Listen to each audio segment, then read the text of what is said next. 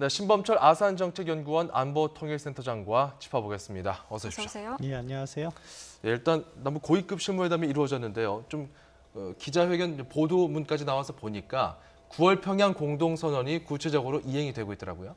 예, 뭐 당초 고위급 회담의 목적 자체가 평양 공동선언의 이행을 위한 그러한 과정들을 정리하는 거였거든요. 그렇기 때문에 분위기 자체도 방금 전 화면에서 보신 것처럼 상당히 화기애애했고 합의 자체도 뭐 쉽게 이루어진 것 같습니다. 그래서 뭐 철도 연결 사업, 군사적 합의 이런 부분, 그리고 또 인도적 지원이라든가 이산가족 상봉까지 주요 현안들에 대해서 합의가 잘 이루어졌고 그것을 구체적으로 추진하는 과정에 남았다, 그렇게 평가합니다. 네, 아무래도 철도 도로를 연결을 하기 위한 착공식이 가장 눈에 띄는데 이건 어떤 의미가 있을까요?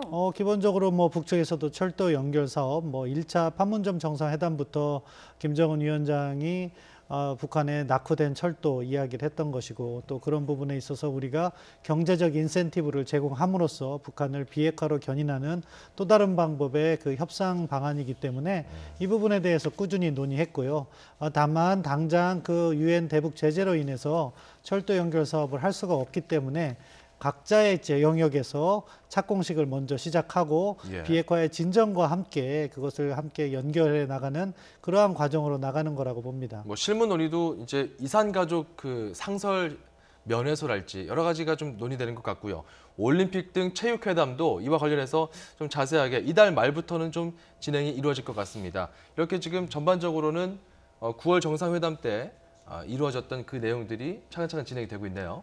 예, 그렇습니다. 말씀하신 것처럼 기간을 이렇게 특정을 했던 거죠. 도로 연결, 철도 도로 연결은 11월 말. 약간 뒤로 미룬 것은 또 미북 간의, 북미 간의 비핵화 협상에 영향을 받을 수 있는 부분이기 때문에 상대적으로 뒤로 미뤘고요. 이산가족 실무 논의 같은 경우에는 사실 우리가 당장 시급한 부분인데 이 부분은 11월 중으로 하기로 했고, 체육회담 같은 경우에는 그것을 또 합의를 하는데 전혀 문제가 없기 때문에 보다 이른 시기에 10월 말부터 이렇게 추진해 나가는 그러한 합의를 했고요. 이러한 것들이 단계적으로 진행되면서 북한을 또 변화로 견인하면서 비핵화까지 이렇게 연결해 나가는 그러한 우리 정부의 단계적인 협상 전략이다, 이렇게 평가할 수 있겠습니다. 네, 그렇다면 이 남북 관계가 본격적인 경제 협력까지도 오를 수 있을 것이라고 보십니까? 어떻게 보십니까? 경제 협력은 우리 정부는 의지가 있는 것 같아요. 그리고 다양한 남북 관계 협력을 통해서 북한의 비핵화를 견인하겠다는 그러한 전략적 셈법도 가지고 있고요.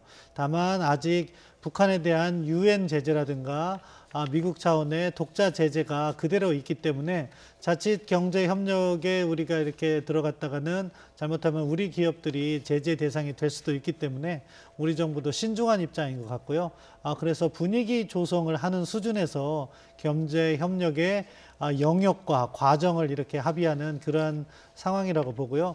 구체적인 협력은 결국 뭐 얼마 안 있으면은 북미 간의 비핵화 실무회담을 하기로 했으니까 그 부분에 있어서 일정한 합의가 이루어진다면은 대북 제재의 완화 같은 것이 가시적으로 이렇게 보여질 테니까 그때에 맞춰서 경제 협력을 해나가면 된다, 그렇게 평가합니다. 자, 지금 또 저희 화면으로 보여드리고 있는 부분은 그 문재인 대통령이 지금 프랑스 정상회담을 지금 이제 곧 앞두고 있는 상황에서 출발 전에 그 유럽의 BBC와 인터뷰한 내용입니다.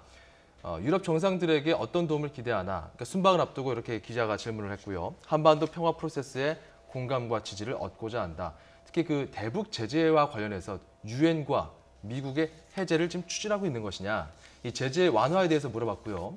비핵화를 북한이 정말 되돌릴 수 없을 정도로 확실하게 실천한다면은 완화가 될 것이다, 이런 이야기를 했고, 또 프랑스의 또 다른 주요 일간지와도 인터뷰를 했습니다. 김정은 위원장이 핵을 포기할까요? 뭐 3번 만나보니까 전략적 결단을 내린 것으로 보입니다. 북핵 폐기 위해서 트럼프 대통령은 무엇을 해야 됩니까? 종전선언을 하면 비핵화가 진전이 되고 또 제재 완화도 가능해질 것이다. 이렇게 그 유럽 쪽 언론들하고 이야기를 하고 지금 이제 마크롱 대통령과의 정상회담도 앞두고 있는 상황인데, 어떻습니까? 지금 이렇게 외신을 통해서 이런 이야기들을 전한 이유가 있을 텐데요. 예, 그렇죠. 아무래도 이번에 유럽 방문 계기에 유럽의 주요 언론인 거죠. 영국을 대표하는 BBC, 그리고 방금 전 인터뷰는 프랑스를 대표하는 르 피가로지하고 인터뷰를 한 거거든요. 거기에 있어서 우리 정부의 대북 정책과 북핵 정책을 설명하고 유럽 국가들의 지지를 받는 그런 일종의 공공 외교를 전개하신 건데요. 예. 이런 부분에 있어서 사실 뭐 북한과 대화를 하면서 평화적인 해법으로 이 문제를 풀어가는 데 있어서 유럽도 지지를 해줄 것이기 때문에 우리 정부의 입장을 잘 설명하셨다고 보고요. 일부에서는 뭐 대북 제재 해제, 경제 제재 해제에 방점을 두고 있는데 방금 전 화면에서 보신 것처럼 대통령께서 하신 말씀은 북한의 비핵화 조치가 일정 부분 진행되어야지 해제를 한다고 한 거니까 예. 우리가 너무 제재 해제를 앞서가서는 안 된다고 보고 대통령께서도 그런 차원에서 말씀을 잘 하셨다고 봅니다. 네. 지금 잠시만요. 저 그 화면에 나오고 있는 그림이 조금 전에 진행이 됐던 그 개선문에서의 환영식이었죠? 네, 맞습니다. 프랑스 수행장관과 파리 군정관이 영접을 하면서 환영식이 시작이 된 걸로 알고 있고요. 양국 국가도 연주되고 문 대통령을 도열한 의장대 사열도 있었던 것으로 보입니다. 지금 보시는 화면은 말들이 퍼레이드를 하는 화면인 것 같죠? 예, 그 사이드카와 그리고 여러 말이 이제 동원이 돼서 저렇게 그 개선문 근처에서 이제 거리 퍼레이드를 펼쳤습니다. 예, 이거 이번 이제 같은 완료가 경우에는- 된 거죠? 예, 이번 같은 경우에는 프랑스의 국빈 초청이기 때문에 네. 국빈 행사로서 저렇게 퍼레이드를 갖는 거죠. 일반적인 정상회담, 실무회담에서는 프랑스도 저러한 의전을 제공하지 않는데 이번과 같은 경우에는 특별히 국빈 행사이기 때문에 자신들의 국빈 행사와 맞는 의전을 제공하는 것으로 알고 있습니다. 예. 네, 문재인 대통령이 탑승한 차량 그리고 수행 차량을 공화국 수비대 기병연대가 호위를 하고 있고요. 그 호위를 받으면서 퍼레이드가 펼쳐지고 있습니다. 펼쳐졌죠. 네, 이제 마무리가 된 펼쳐진 상황이고요. 화면을 현재 보여드리고 있고요. 예. 근데 그럼에도 불구하고 프랑스가 한반도 비핵화의 당사자는 아니지 않습니까? 프랑스가 북한과 수교를 또 하지도 않았는데 그럼에도 불구하고 문재인 대통령이 프랑스에 이렇게 좀 공을 들이는 이유는 뭐라고 분석을 하십니까? 기본적으로 프랑스의 역할이 있는 거죠. 프랑스는 유엔 안보리 상임이사국입니다. 따라서 유엔에서 북한에 대한 결의안이나 또는 역으로 북한에 대한 제재를 해제하는 데 있어서도 상당한 역할을 할 수 있겠죠. 또 지금 현재 EU에 있어서 브렉시트로 인해서 영국이 탈퇴한 이후에 EU의 여론을 주도하는 두 국가가 독일과 프랑스입니다. 그런데 기억을 되돌려 보시면 작년 7월에 대통령께서 독일 베를린에서 연설을 하셨잖아요. 예. 독일을 방문했고 이번에는 프랑스를 방문하셔서 어떻게 보면 EU의 여론을 선도하는 국가들에 대해서 우리의 정책을 잘 알리는 그러한 접근을 하고 계시다고 봅니다. 예. 그 마무리가 된 이제 문재인 대통령의 개선문 이제 환영 행사를 잠깐 조금 전 상황인데요. 보고 계십니다. 이 부분은 헌화하고 있는 장면이고요. 잠깐 좀 보겠습니다. 자, 무명 용사의 묘에 헌화하고 꺼지지 않는 불에 참배하는 모습입니다. 자, 지금은 두 정상이 이제 그 회담을 하고 있어요. 이제 회담이 시작이 됐고 이건 이제 프랑스에서 저희가 화면에 도착하다 보니까 좀 시차를 두고 저희가 보여드리는 장면입니다. 뭐 정상회담의 내용은 크게 세 가지로 구성될 겁니다. 기본적으로 한국과 프랑스 간의 경제 협력, 그리고 두 번째로서는 사회 문화 협력, 그리고 세 번째로서 우리의 대북 정책에 대한 지지, 이것이 주요 토픽이 될 거라고 보는데요.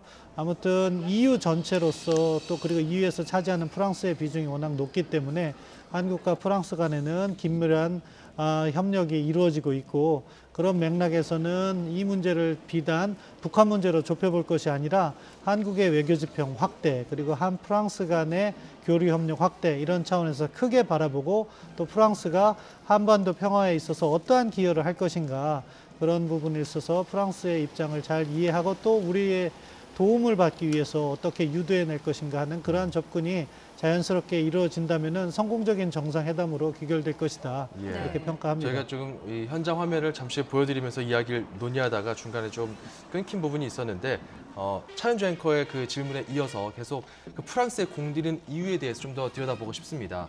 뭐 유엔 안보리 상임이사국이다. 뭐 이런 역할도 있고 여러 가지 그 이번에 한반도의 평화 프로세스에서 프랑스가 기여할 수 있는 역할이 있을 텐데요. 사실은 큰 역할을 기대하면 안 돼요. 유럽의 역할이라는 것은 어떻게 보면은 그러한 한반도 평화 프로세스에 대해서 지지하는 역할, 네. 그리고 필요할 경우 이제 유엔 안보리에서 우리의 입장을 지지해주고 그래서 필요한 결의가 잘 나올 수 있도록 유도하는 역할인데요. 그런 부분에 있어서도 한치의 소홀함이 없어야 되는 거죠. 예. 그러한 차원에서 문 대통령께서 마크롱 대통령을 만나서 우리의 대북 정책을 잘 설명하고 필요할 경우 프랑스의 지지를 얻음으로 해서 유럽이라든가 글로벌 차원에서 한국의 대북 정책에 대한 폭넓은 공감대가 형성되는 그러한 노력을 하고 계신 거라고 보고요. 예. 구체적인 사안 각각으로 들어가면 프랑스 같은 경우에는 북한과 수교를 하지 않고 있습니다. 네. 그런 부분에 있어서 어떻게 보면 핵보유국으로서 그 NPT 체제의 합법적인 핵보유국으로서 북한 핵 문제에 대해서 상당히 엄격한 접근을 하고 있는 거죠. 예. 유럽의 여러 나라, 예를 들면 영국이라든가 스웨덴 같은 나라는 북한과 수교를 하고 있는데 프랑스는 거기서 한 발 물러나 있다는 것은 북한 문제에 약간 소극적일 수도 있다. 네. 우리가 그러한 평가를 내릴 수 있는데요. 그러한 부분의 입장을 약간 전환시킨다면은 이것이 뭐 한 번에 풀릴 문제는 아니지만 예. 단계적으로 그런 식으로 풀어나간다면은 우리의 국익에 도움되는 방향으로 한국 프랑스 관계를 만들어 나가는 거죠. 예. 그런 차원에서 의미 있는 방문이라고 생각하고요. 네.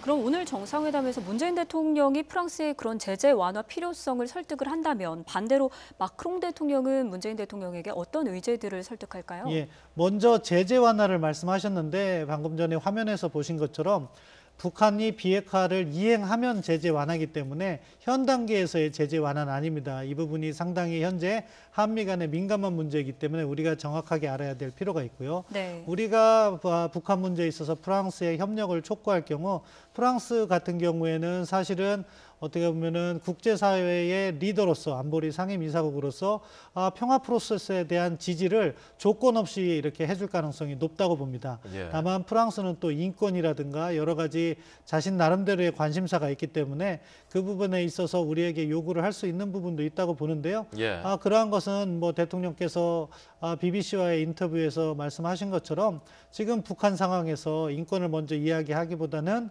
정상국가를 먼저 만드는 것이 중요하다. 예. 이런 부분의 설명을 통해서 양자 간의 공감대를 형성하는 게 필요하다고 보고요. 예. 다른 한편으로는 뭐 이렇게 대외적으로 공개할 일이 이슈는 아니지만 우리도 북한 인권 개선을 위해서 이러한 노력을 하는 것이다 하는 부분을 프랑스 측에 잘 설명해 주면 된다고 생각합니다. 뭐 영국과 프랑스 언론과 인터뷰에서 보면은 전부 다 그 북한 인권 문제가 나왔었기 때문에 이 부분에 대해서도 국제사회가 참 많은 관심을 갖고 있구나 이런 것을 알 수가 있고 이해찬 민주당 대표 같은 경우는 그 북한이 그 교황을 북한으로 초청하지 않았습니까? 이것을 문재인 대통령이 이제 교황에게 전달할 텐데 아직 전달하지 않았는데 이미 뭐 방북 시기를 또 거론해서 눈길을 끌었어요. 내부적으로 조금 논의된 게 있는 것 같아요. 그렇습니까? 특별히 내년 상반기라고 말씀하신 것은 나름 그 집권 여당의 대표로서는 무슨 정보가 있기 때문에 그렇게 말씀하시지 않았나 이렇게 추정을 해보는데요. 예. 뭐 천기누설이라고 할 수 있지만 아무튼 뭐 그 시기 자체는 현실적으로 일부 언론에서는 금년 내 교황 방북을 말씀하셨지만 교황의 일정이라는 것은 뭐 몇 달 단위가 아니라 1년 단위로 짜져 있는 거기 때문에 사실은 내년 상반기에 방북을 하는 것만으로도 교황청으로서는 나름대로 큰 배려를 한 것이라고 봅니다. 예. 네. 뭐 아무튼 교황께서 방북을 하시면 나름대로 종교의 자유라든가 인권 문제에 있어서 교황청의 메시지를 잘 전달하실 것으로 보고요. 예. 북한의 입장에서는 또 자신들이 정상국가가 되고 싶어하는 의지를 많이 피력해 왔으니까 그런 부분에서 교황의 방문을 초청한 것 같아요. 이러한 부분들이 선순환 구조를 만들면 된다고 생각합니다. 예. 북한의 인권을 개선하는 계기가 되고 또 북한으로서는 국제사회의 일원이 되는 그러한 계기가 됨으로써 비핵화에까지도 긍정적인 영향을 미치는 그런 이렇게 선순환이 만들어지기를 기대해 봅니다. 네, 북한이 종교의 자유가 없기 때문에 교황을 통해서 이게 물꼬가 터진다면 이게 국제사회의 영향도 참 상당할 것 같습니다. 예, 그렇습니다. 뭐 그러한 선순환을 만들기 위해서 우리 정부도 나름대로 교황 초청을 북측에 이야기를 했을 것으로 보고 김정은 네. 위원장도 그러한 목적에서 교황을 초청한 것으로 보이는데요. 아무튼 이게 한 번의 방문으로 이렇게 정세가 급변하는 것은 쉽지 않습니다. 이 외교의 영역이라는 것은 결국 각자가 가진 고유의 이해관계 그런 것들이 쉽게 변하지 않기 때문에 약간 장기간의 숙성 기간이 필요하지만 교황의 방문은 그러한 변화를 이끄는 하나의 디딤돌로서 아주 큰 역할을 할 수 있다. 그렇게 생각합니다. 자, 일단 중요한 거는 당사국인 또 미국이 북한과의 그 비핵화 협상을 실질적으로 좀 진행이 돼야 될 텐데 그 4차 폼페이오 그 외무장관의 방북 이후에 뭐 이렇다 할 지금 실무적인 논의가 이루어지지 않는 것 같아요. 예, 그렇습니다. 미국의 발표보다 북한의 반응이 조금 늦은 것 같아요. 폼페이오 국무장관은 뭐 지난주였으니까 이번 주에 다음 주 정도에 스티브 비건 특별대표와 최선희 외무상이 뭐 이렇게 회담을 할 것이다. 이런 부분을 시사했는데 아직 어제 미 국무부 공식 반응으로도 날짜가 잡혀 있지 않다, 출장 계획이 없다 이런 것을 보면은 네. 구체적인 조율이 지연되는 것 같습니다. 이런 부분이 사실 좀 아쉬운 부분이죠. 왜냐하면은 이것이 남북 관계의 진전이라든가 북한이 국제사회의 일원이 되는 정상국가 노력의 핵심은 비핵화가 수반이 돼야 되는데 예. 정작 비핵화 협상이 지연된다는 것은 긍정적인 신호는 아니라고 봅니다. 그럼에도 불구하고 아무튼 실무 협상을 재개해서 어떻게 보면은 사찰단의 풍계리 핵실험장 방문 그리고 2차 북미 정상회담의 일정 조율 이런 것들이 이뤄짐으로써 뭐 김정은 위원장의 서울 답방이라든가 북한 비핵화의 진전 이런 것들이 동시에 진행될 수 있는 그런 여건이 하루빨리 조성되었으면 하는 바람입니다. 예. 네, 이 북미 간 이런 입장은 어떻게 해석해야 될까요? 2차 정상회담을 앞두고 지금 기싸움을 하는 거다. 이런 정도로 이해하면 될까요? 예, 기싸움이죠. 북한 입장에서는 미국이 요구하는 검증이라든가 핵 목록의 제출 이런 것을 거부했다고 뭐 일본 언론에서 나오고 있는데 아무튼 미국이 주도하는 협상에 끌려가지 않겠다는 그러한 입장을 보이는 거고요. 그렇다고 반대로 미국의 입장에서는 북한이 요구하는 그러한 그 어떻게 보면 검증을 조금 소홀히 하는 그런 입장은 미국의 입장에서는 또 받아들이기가 어려운 측면이 있기 때문에 서로 기싸움을 하는 중이다. 아무튼 뭐 저는 그렇게 생각합니다. 북한 입장에서는 비핵화 부분에 있어서 보다 빠른 속도를 내줄 필요가 있는 것이고 미국은 그러한 북한을 신뢰하면서 각각의 단계에 있어서 필요한 상응 조치는 해줄 수 있다는 그러한 입장 전환이 필요하다. 그렇지만 중요한 것은 북한 비핵화 과정에 있어서 반드시 검증은 하고 넘어가야지 그 다음에 있는 평화가 핵 없는 평화, 진짜 평화가 구축될 수 있다. 예. 이 점에 대한 공감대가 하루빨리 형성됐으면 합니다. 한반도의 평화를 위한 여정이 쉽지만은 않은데 어쨌건 이렇게 한 걸음 한 걸음 뭔가 한반도에서 움직이고 있는 이 상황들 우리가 좀 예의주시할 필요가 있을 것 같습니다. 네, 지금까지 신범철 아산정책연구원 안보통일센터장과 이야기 나눠봤습니다. 고맙습니다.